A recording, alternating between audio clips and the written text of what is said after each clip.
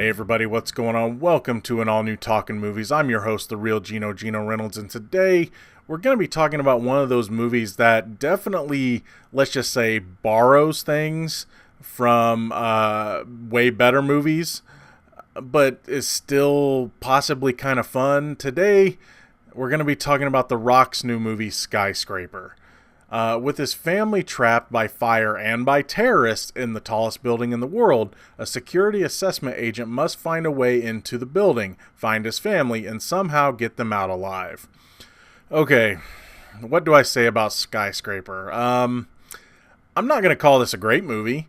There are tons of other quote-unquote high-rise based action movies that you should probably be watching instead. The Raid Redemption, Dread, I'm talking about the Carl Urban one here, The Towering Inferno, and of course Die Hard are just a few of those movies. I would suggest that you watch at the very least all of those movies before seeing Skyscraper. That being said, Skyscraper, though tonally a mess, is at least better than the trailers made it out to be. I say this because a lot of the stuff in the trailers, like The Rock's foreshadowing of events to come, that being said, there's other foreshadowing, a lot of his snarkiness, some of the sci-fi elements and other things from those trailers are straight up missing from the movie.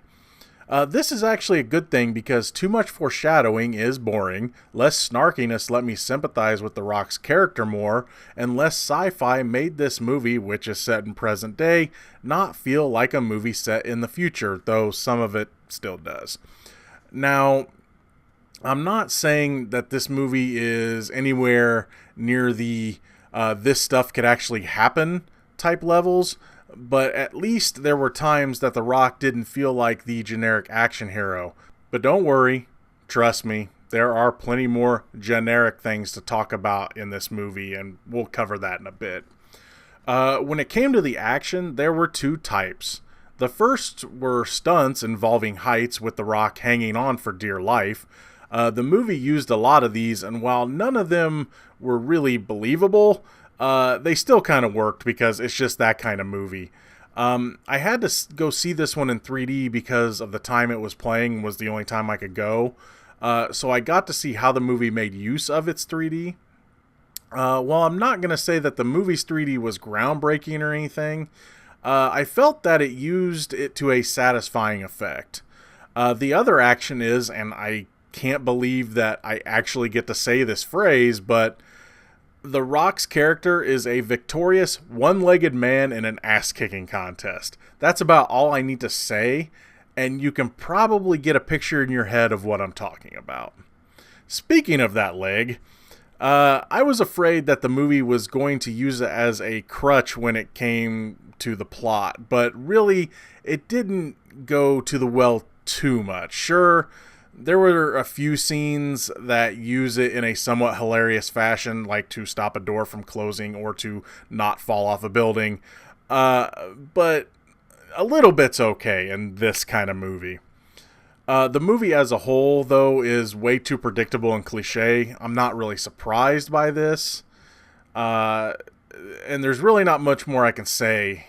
The movie sets up places and scenarios early that you know are going to come into play later, such as the building's mirror room, the female henchman that Neve Campbell is of course going to have to fight, and of course they're going to turn on our good guys villains. Yes, I said villains, played by Pablo Pornstache Schreiber, and a poor man's Ben Mendelsohn henchman played by Noah Taylor.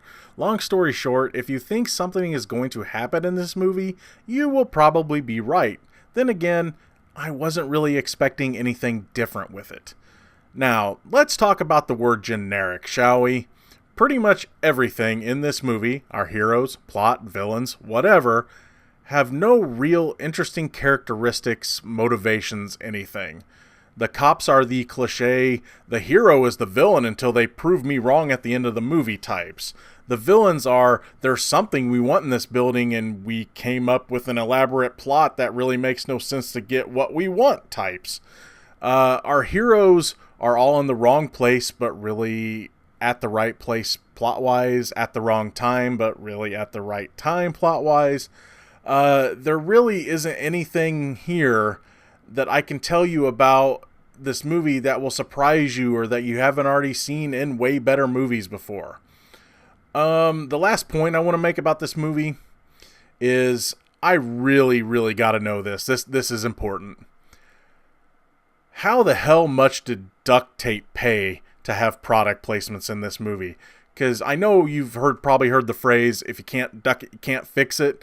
Well, it applies to this movie multiple times. I mean, duct tape is more important than a lot of things in this movie. It's more important than guns in this movie. It's more important than just about everything.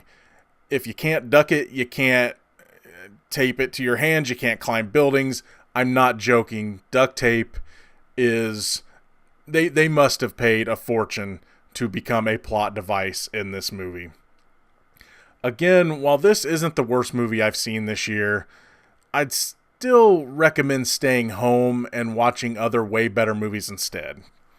Except for the decent 3D heights-based imagery, if that's something that you're really passionate about, this one is a rental at best. That's going to be all for this edition of Talkin Movies. If you like what you've heard here, please subscribe to the Real Geno YouTube channel. Feel free to like or dislike this video, and if you have something to say about it, please comment in the comment section below. Until next time, I'm your host, the Real Geno Reynolds. See you later.